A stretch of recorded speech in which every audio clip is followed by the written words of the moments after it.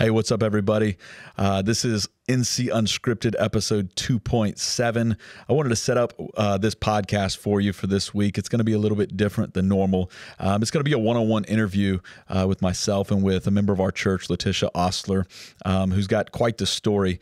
And what we believe is going to happen through this story is you're going to learn about one of the families in our church, but also that the Lord's going to use her story to encourage, maybe challenge, and really just let you know more about who we are as a church, but how we're continuing to make a difference. So get ready for something good. I think you'll laugh, you might cry, and I think at the end of the day, you're going to know God, grow in Christ, and go in the power of the Holy Spirit just a little bit better.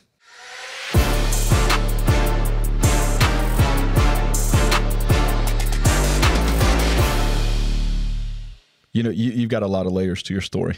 You do. And it's funny because we've only known each other for a few years, but you've got a lot of highs and then what some would consider lows.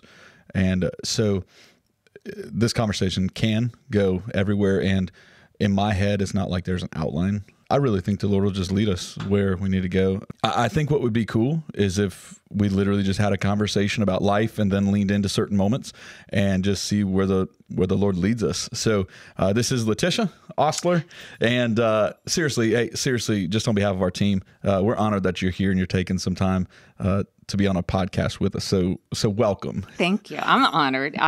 When I got your text, I thought, God, maybe you're preparing me. You know, the storm that I'm going through is preparing me for this moment. Yeah. You know? Am I correct that we'll get into some conversation here in a little bit that will be the first time you've actually talked about some of these things publicly? Am I correct in that? Yes. I'm very intimate. Okay. I'm a very intimate, whether it's friendship or congregation or business, I'm very intimate. So my story is not told just to anybody. Well, thank you. Thank you. I think today, and just as people watch this and hear it, I mean, they'll watch it on YouTube or they'll listen to it on different podcast platforms. I really believe there will be encouragement. I believe there's going to be a lot of challenge. And my prayer is that like just faith is kind of imparted. And then we laugh a lot too. You know, we've hung out several times, me, you, your husband, my wife, and you're a lot of fun. It's funny, like, even as I'm listening, you're like, the storms, if people would just see you and Bobby, your husband, it'd be like, storms, what are we talking about? But what I'd like to do before we get into that is just hear a little bit about you. Like, if there was a bio written about you, like, let us know. I just learned something about you, like your place of birth. I was like, what? Like, let us know just a little bit about you, kind of where you come from. Well, where I grew up, because I was born in Connecticut. Grew up in Juneau, Alaska. Okay. Give us the story. My mom moved us to Juneau, and that's where I grew up from the age 11 through about 25 years old. Really? I had my child in Juneau, and I started moving once I started growing as a person and wanting change because my life was so chaotic and there was just so much trauma along the way that I wanted to start fresh. As a kid, there was trauma? So you said 11 to 25, you're in Juneau. Is that where the trauma is, or is it before that? Yes. And before that, through my childhood into my young adulthood. Like what? What is... I was molested as a child. I got married very young, and I had an abusive husband. And those kind of experiences kind of molded me into a place of anger. Yeah. You know, that happens. You know, we're not taught to process trauma at a young age. And especially as the older generation, it was taboo to speak. As children, we were to be seen, not heard. Yeah. And so a lot of the emotions, I battled it up. And my only coping mechanism was either laughter or anger. So instead of crying or telling someone that I was hurt or that I didn't like something, I became angry as a defense mechanism to protect my heart from the hurt. Wow.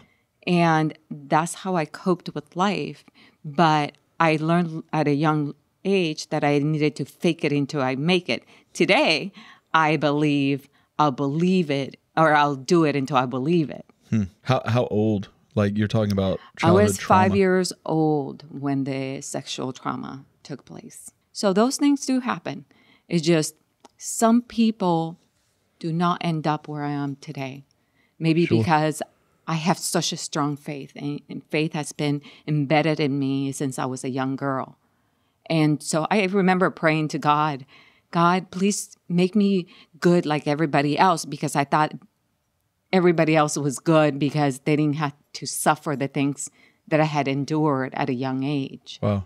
And along the way, I made a lot of mistakes because of the sequence of events in my life. Sure. I got the opportunity to have a child. You know, I have only one child. I wasn't supposed to have one. God gave me one. Yeah. Let me tell you, I'm like, God, are you sure you're doing the right? You know, he has the weirdest sense of humor.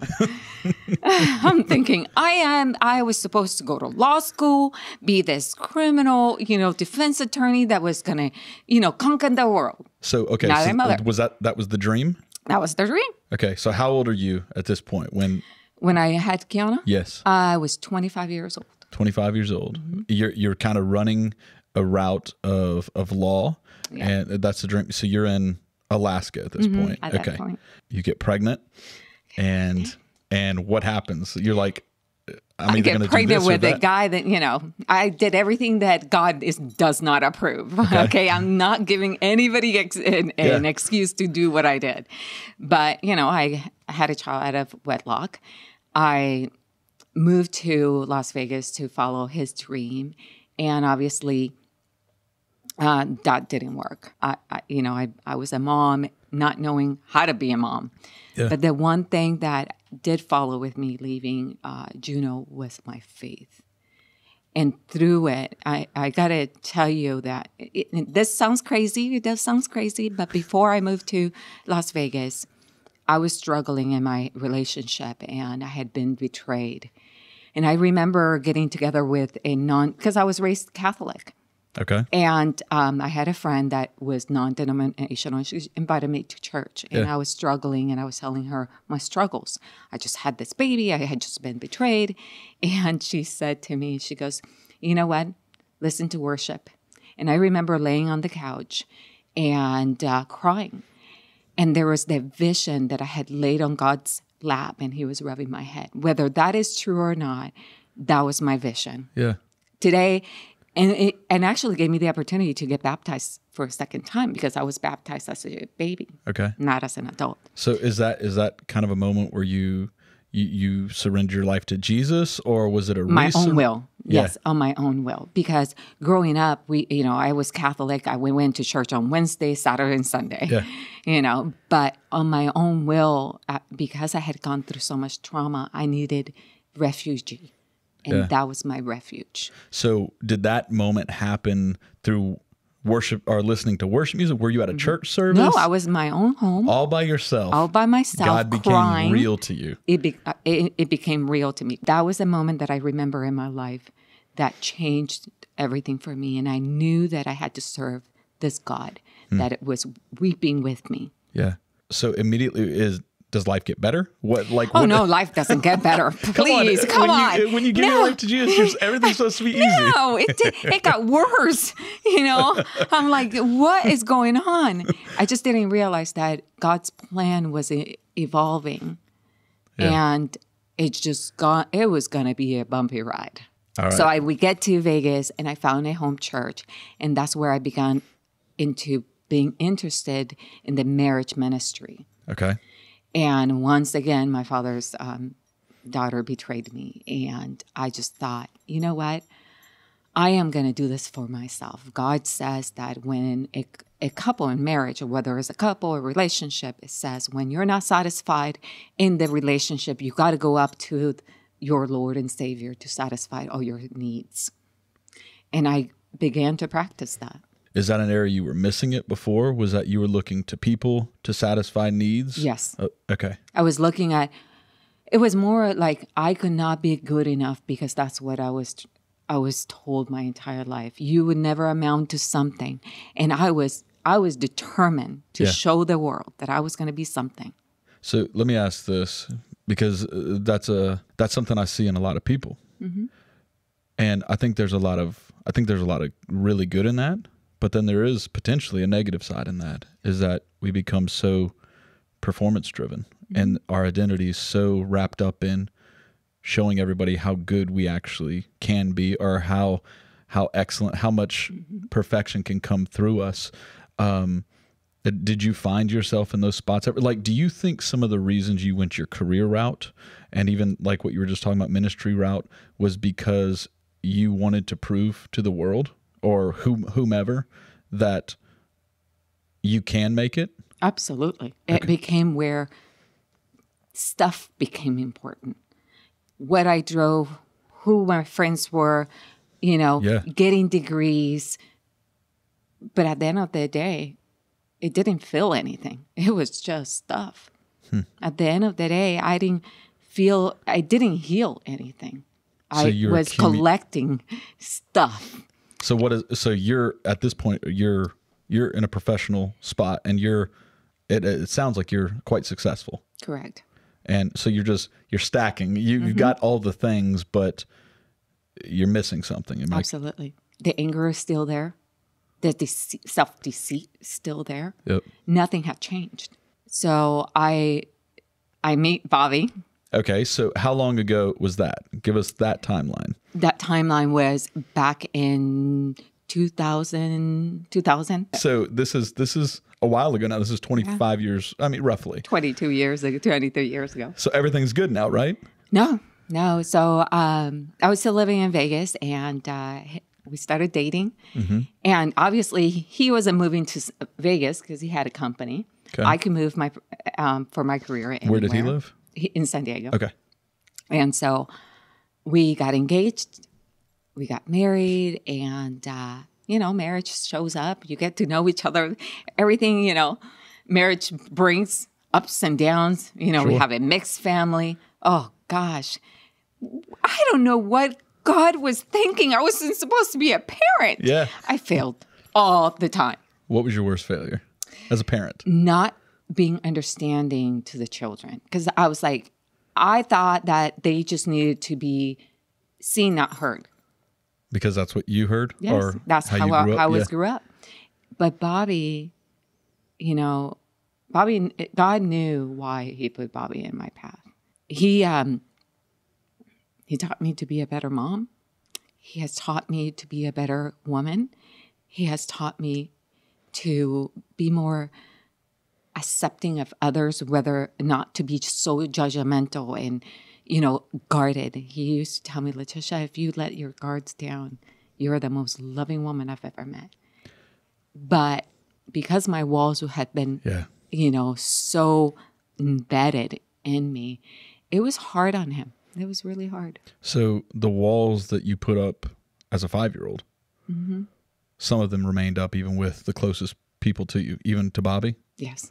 Okay. Yes. So how did that, are you guys a part of a faith community at this point? Are you guys part of church? Okay. Oh, I married a very godly man. Yeah. And it was one of the criteria when when he proposed to me. I said, are you a Christian man? And he goes, yes. I said, that means you have to go to church every Sunday. And let me tell you, he goes to church every Sunday. Yeah. What does a Christian man look like at home? He watches Hallmark movies. Come on. Oh, my goodness. He's going to kill me. Again, I'm not sure this is the criteria. What about spiritually? Spiritually. What does a godly husband look like at home for you? A godly husband is a good father. Yeah. Is a husband that wipes my tears, is patient, gives me grace when I am at my worst because he's seen my worst. A godly husband teaches his wife that love could bring down those walls, and I am able to trust him. Trust was a huge issue in my life, and with his love and his godly. You get married. You're in San Diego. Yeah. And you're there for 20 years. Yeah. You're practicing. What does life look like at this point? So life was difficult, and marriage at the beginning was difficult. We had a mixed family, mm-hmm. and my anger was not getting any better. That Bobby and I almost ended up in divorce because of it. And in 2010, I thought, you know what? even though I was doing self classes, like I did the praying wife classes, I was doing a lot of spiritual. The power of a praying wife. Yes. Yeah. I was doing a lot of self work. Let me go back to that praying All right. wife, that class. I go in there to thinking that I'm going to change my husband. Do you know the first verse on that book? No, I don't. Lord, change me. Oh, isn't that terrible? Isn't that terrible? I don't want that. I want him to change. I want them to change. Yes. Yeah. And I'm like, no, this is dumb. Yeah. I do not know. No. I learned that if I changed me through the grace of God, the mirror switch. Yeah. And I don't have to tell people that I have changed. I don't have to tell people that I have a good heart. I don't have to tell people what I've done in my life. Yep. Because they're able to be witnesses of my testimonial. Yeah. And that's exactly what happened. So I began to get involved with sex trafficking women because it was a passion in my heart. It was a pain in my heart that it was so unbearable that was killing who I was. Yeah. So, God again has a bad sense of humor. Throwing myself in the bus. I'm very OCD, right? Okay. OCD is not a good quality to some people, right? Yeah. It's offensive to some people when you go into their home. Well, I'm involved into the sex trafficking ministry, and the church decided to put a spa. And I thought, we're going to get a spa. Entitled here, thinking, sure. We're going to... You've been to some spas at this point. Yes. You got an idea of what it is. When I get there, we are the technicians. The victims are the customers. And we're to get facials and pedicures. If you know me, feet and me do not get along. Were you the pedicurist? Yes, I was both the esthetician and the pedicure. And what they taught us is that we had to ask permission to these women to touch them. And I did not realize, because I saw myself, but in a different light, how I didn't allow my husband to touch me in the way he wanted me to. Yeah. I didn't trust him in the way he deserved. Yeah. But now I saw in grand dose, because these women were taken away from their homes. Yep.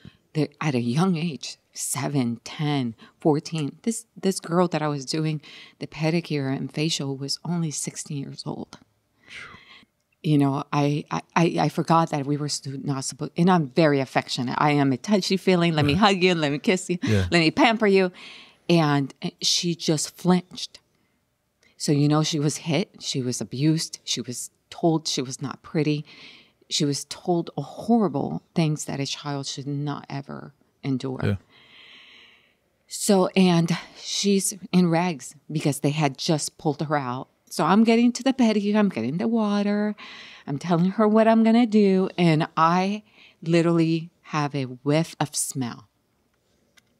And I thought, oh my gosh, God, please don't make me gag. Do not make her feel any way. Yep. I do not want to fail at this. And me being a perfectionist, this was not a good thing. This is messing with every part of you. It's challenging me, right?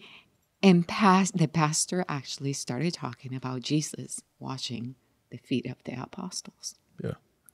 I don't know what that prayer was. I can't even tell you what she said then that portion of the prayer. And all the smell, all my OCD went away. And I told her, okay, can I touch your feet? And I started scrubbing her feet. I massaged her feet and I wept because I could feel her pain. She told me, she goes, they're so ugly. And I said, baby girl, there's nothing ugly about you. The world is ugly. The world can't be ugly. God did not make an ugly woman. God made a loving woman. And she goes, but I don't look like you. And I said, Thank goodness. You don't want to look like me. You don't want to be me. You want to be you. Because God gave you your own gifts. You spoke to something deeper in her. Yeah. You went past the physical beauty, which is what the world is infatuated with. Mm-hmm. You went deeper and you spoke to a part of her soul that probably had only been wounded in the past. Right. And you spoke life to it. So that moment passes, and shortly after, I'll never forget it, June 15, 2012, the worst nightmare happens in my life. Here I'm serving, I'm trying to work on this anger, I'm trying to work on getting better. I'm trying to work on my marriage because I had fallen apart. And I get the news that I have breast cancer.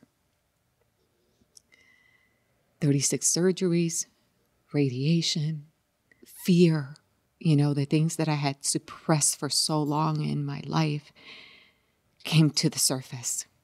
Anxiety, depression, feeling misunderstood. I had a church that helped me, took care of me, held me through the process.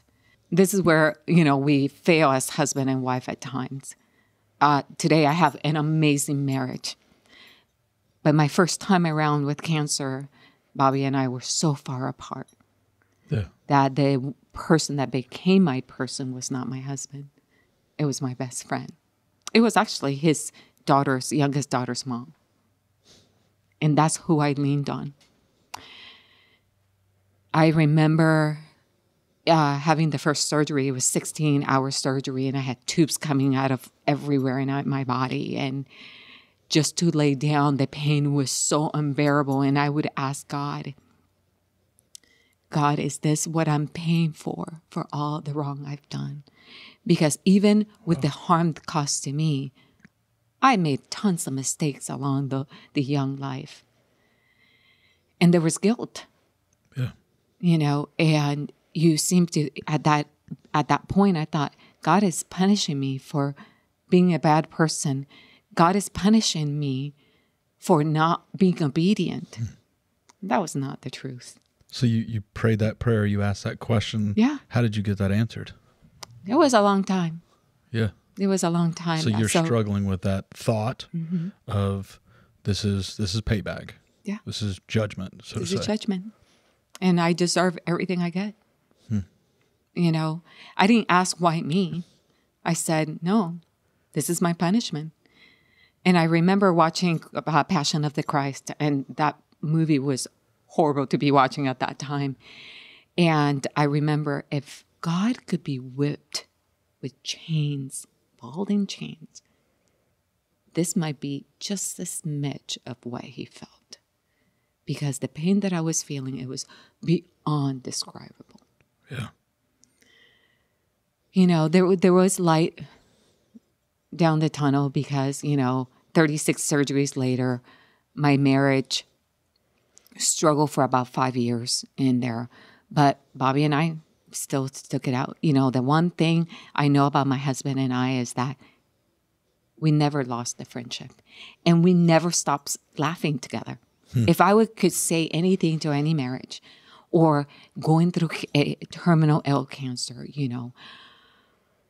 or terminal illness, is that laugh through it. Because laughter will get you through the hardest moments of life. Just to be honest, I'm trying to reconcile some of this conversation because you just said you had 36 surgeries and how many years? In less than 2 years. So that's statistically that's more than one a month. Yes. So your life is consumed. For 2 years. This is life. Mm-hmm. This is marriage. This is everything you're focusing on. Does everything stop at this point? Every other part of life? No. The one thing, if I look back, I was so consumed with my own suffering that I forgot that I had a family. I failed. I did not ask God, please protect my babies. Please protect my husband. Because they all spiraled. They all were watching my pain. And they sure did not know how to cope with what I was going through. Yeah. There was nothing that could comfort me at that moment. And I could imagine how frustrating it was. I do remember that my mom said, or my mother-in-law said, that had come out of surgery, out of 16-hour surgery, and Bobby's weeping in the corner all by himself. I didn't get to know that until years later. Yeah. You know, you're so consumed. And I think in life, you get so consumed about me, and you forget, guess what? Someone else has it worse. Yeah, I mean, your whole family's walking through trauma. Yeah. I mean, the trauma's centered around you, but it's the whole family walking through that. It's for 2 years this is taking place. Yes. At the end of 2 years, are you cancer free? What happened? Like, so what's that? I am not cancer free. You know, I decided to selfishly do what I was doing. I'm going to make my company bigger. I'm going to travel the world. I decided that I was going to travel. I had traveled outside of the U.S. I decided that for the next 5 years, I'm going to see every state in the U.S., which I did. And I created this jumping on the bed what do you call those? Every hotel room that I went through the United States, I jumped on the bed. I even have the genie picture, perfect picture. But, you know, and... so you set some goals. You said, I'm going to live. If I am going to die out of this, I am going to make sure that I'm going to enjoy my life. Again, I wasn't doing what God wanted me to do. Okay. I was being selfish. I was doing what I wanted to do. And 2020 happened, you know? When you say 2020, are you talking about not the 2020? Okay. See, I think everybody listening says, oh, yeah, 2020. Yeah, 2020 came with blessings and curse. So I know I found cancer the first time around. I found cancer the second time around. And I was doing the F45 training. I wanted to get into best shape of my life. And all of a sudden I had this pain that I don't think anybody could ever fathom. It would put anybody on a fetal position. That there were days that I couldn't get out of bed from the pain.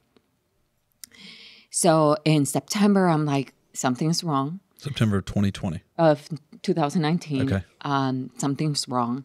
But, you know, I'm doing my ministry into the marriage council, you know, as a mediator for the church. Knowing that something was wrong, I didn't want to deal with it. I just was busy doing this because it was so fulfilling to give back rather than taking. Okay, so I'm making sure I'm tracking with you. Mm-hmm. September, you feel pain, like ridiculous pain. Ridiculous pain. At this point, I'm not saying you're avoiding it, but you're. Oh yes, I'm avoiding it. Okay, I didn't want to be rude. So you're avoiding it, and what you're doing to avoid it is help others. Yeah. Which is admirable in one sense, but really dumb in the other. You said it. Cool. So, the pain became so dramatic in February that I decided to go ahead and get the MRI. And I remember being a Saturday, and Bobby and I and the kids had we were just back from church.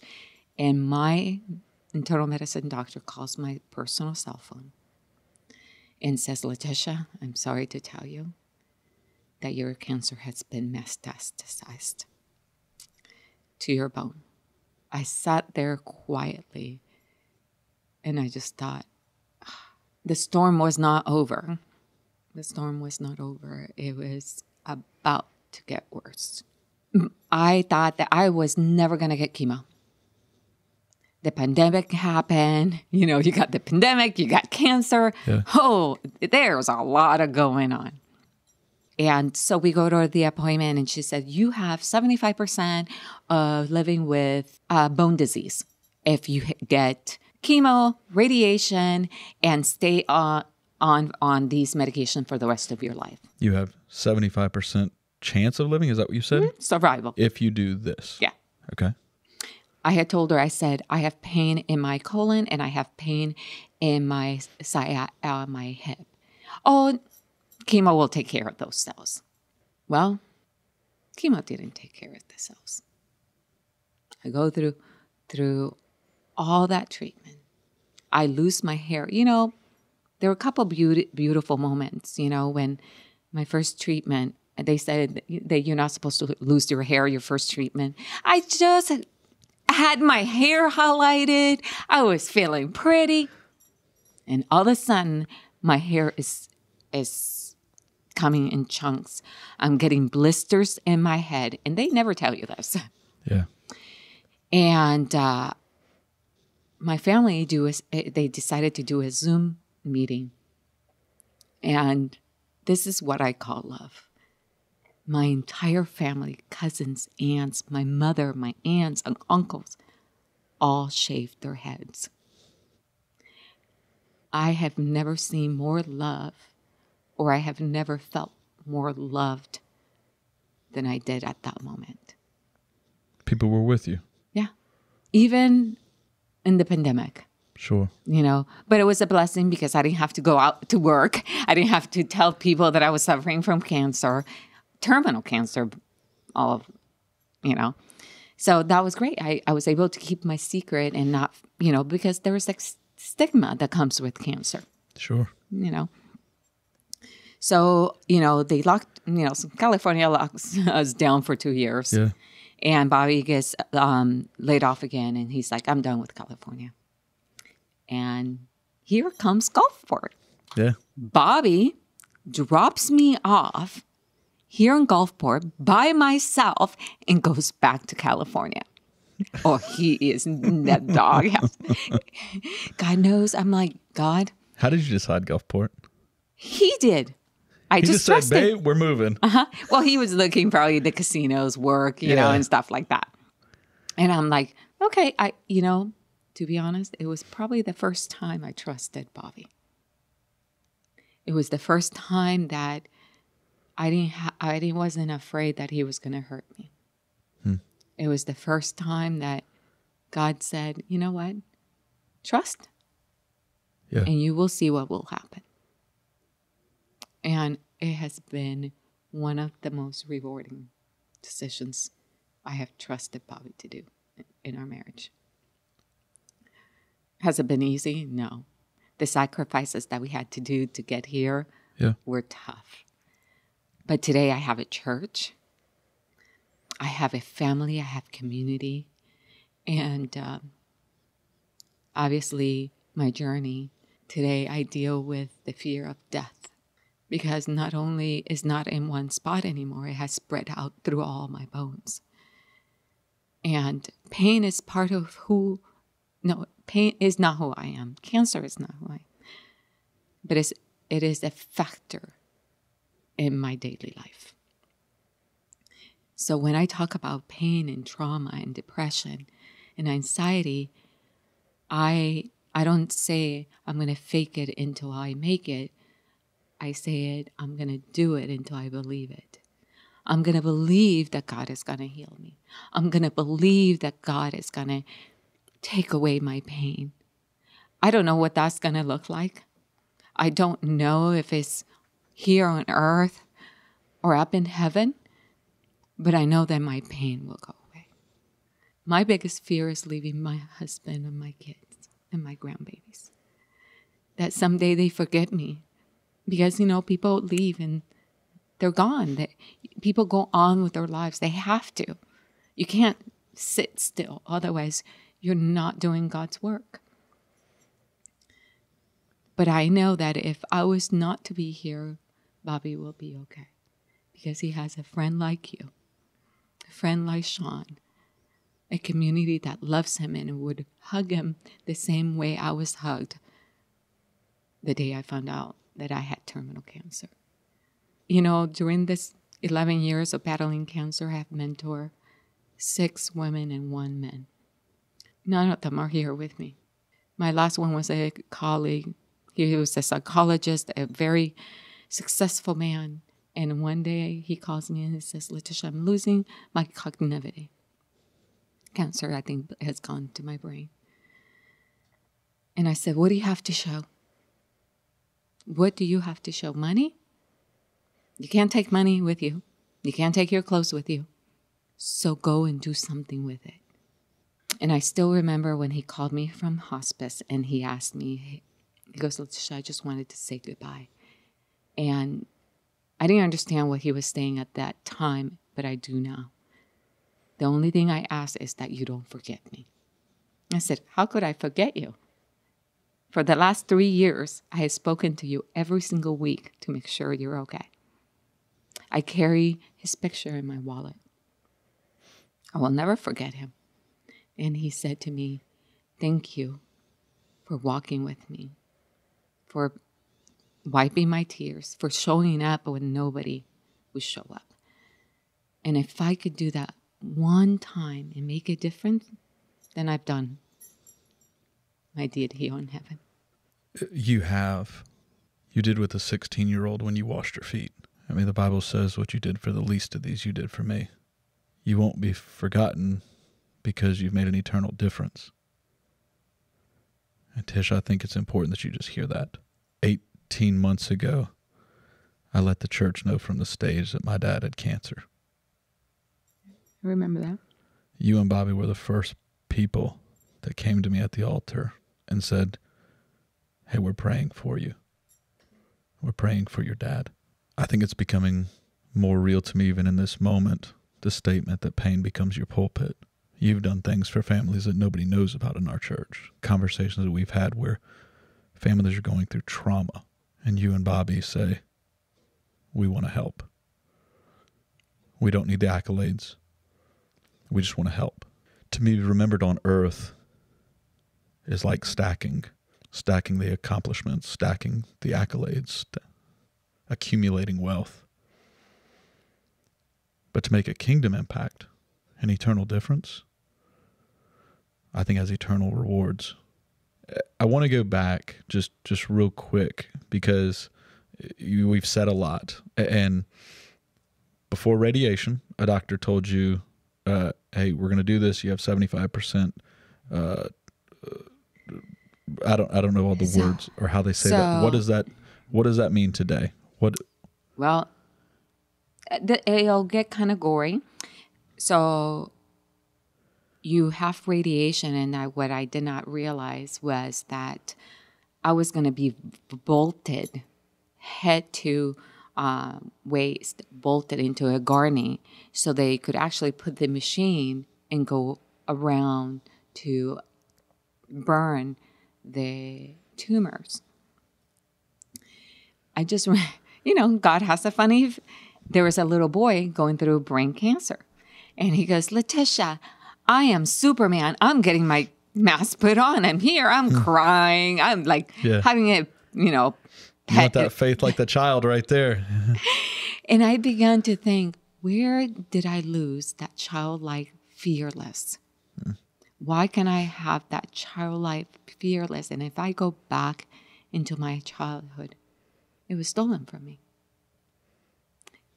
And I chose through this experience not to be stolen from me. So I embedded worship songs. I have from the east to the west. Every time they put me in, literally, it is like the jail. If you have ever been to a federal jail, it's like that. I've been enough with clients to see these. Literally, the door sounds like a jail just closed. You have the beep, beep, beep, and you're there for 45 minutes by yourself. You, your thoughts, and your fears. And so I would make them blast the music. And there was a sense of serenity and tranquility that would come through that room that only a childlike could teach you. Yeah. And little Superman, I was Superwoman. I don't even remember his name. I feel bad. But he was the cutest, 6 years old, enduring what I was enduring. Yep. And he had a very light spirit. Yeah. And I chose, I'm going to live today as if it was my last day. Yeah. Unfortunately, that was not going to be my last time. A few months later, cancer has now spread through my pelvis, my lumbar, my thoracic. And they're having to do head to knee. I'm bolted for 5 days for an hour at a time. And here goes Firm Foundation. I'm like, put it on repeat because 8 minutes at a time is not long enough. Yeah. And literally, when the song says, I build my house on a rock, nothing could destroy it. I literally have built my faith on a rock foundation. And I have done that through my entire life. And I could tell you that through my entire life, not so much now, I used to pray to God, please make me perfect. Please make me perfect. Please don't let me be broken. Don't make me angry. It makes me feel bad. And, the chains you don't break, you pass on. And I see some of that anger in my youngest daughter. And I pray. The other day I was singing Firm Foundation, and I prayed, God, with you, anything is possible. And ironically, you guys had that conversation several weeks ago. And Bobby thought the same way that the pastor had explained it, but to me, it was completely different. No, getting through those hard times is where I could do it with him. The easy stuff comes easy. Nobody looks at God when things are hunky-dory and they forget that they need to thank God. I'm guilty of it. I'm better at it now. I thank him for my pain. I'm sitting here with you with the pain of 10. But I thank him for my pain. I thank him for the doctors he has provided. I thank him for giving me cancer. Even though I don't want it, I got to thank him for the bad that this earth has afforded me. Because life have afforded me this experience. It's what I do with it is what's going to make a difference in the world. I think this is incredibly rich. And, as a pastor, sometimes you wonder, you don't know the end of this story. You said that. God is going to heal me. There's a confidence in that. You're not sure what it looks like. And just sitting here listening to you, I'm in my mind being thankful to God right now that God trusts us with you and Bobby in this stage of life, in this season. Our prayer is always, God, would you help us to be a type of church that helps people know you and grow in Christ and go in the power of the Holy Spirit, and just watching you live out the mission of our church is really pretty spectacular. So, thank you. Well, thank you for allowing me to tell my story. Actually, like I told you, only intimate people know my story because either they've been present to be a witness to it, or they have helped me pick up the pieces along the way. So I think it's a privilege to, and I hope that whoever listens to the story, question the world, why things take place. And there's not one fix all in life. There's many ways of how to fix something. I think on the biggest problems, there is one, though. There's one that answers it all. Yeah. And it's Christ, and Christ alone, who is a firm foundation. Yeah. Hey, we love you. Thank you so much. Thank you. And, in an episode like this, I'd encourage comments of encouragement, questions, those types of things. You can answer or ask questions on Unscripted at Northwood.church, or we'll look at the comments and just kind of answer and talk through those things. Again, I think this has been a fabulous episode, and I'm confident that God's going to use this and continue to use you for the rest of your life. And lastly, I want, if anyone out there has been touched by this story, I welcome them to come and ask me questions. If there's any way I could help and guide, or you never know, everybody's journey is different. But if I could help in any way, in the way I was helped along this journey, I would totally recommend it. That's awesome. It's a great episode. Thank you so much. Thank you.